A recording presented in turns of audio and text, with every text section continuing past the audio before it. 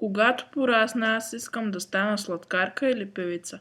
В пеенето няма да ми се отдаде, тъй като всички казват, че не мога да пея. В сладкарството ще се получи. Знам, че съм само на 11 години, но готвя страхотни мафини и други сладки. Мечтая си да стана сладкарка в Гърция.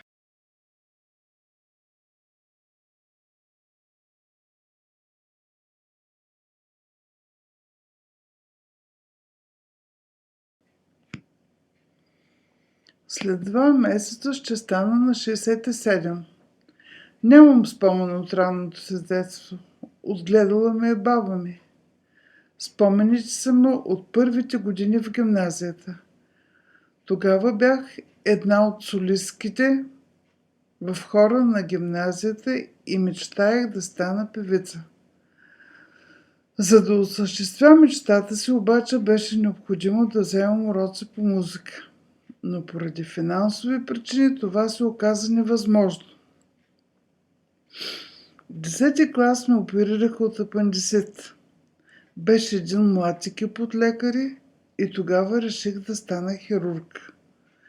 Мечтата ми беше 50% осъществена, защото успях да стана само хирургична сестра.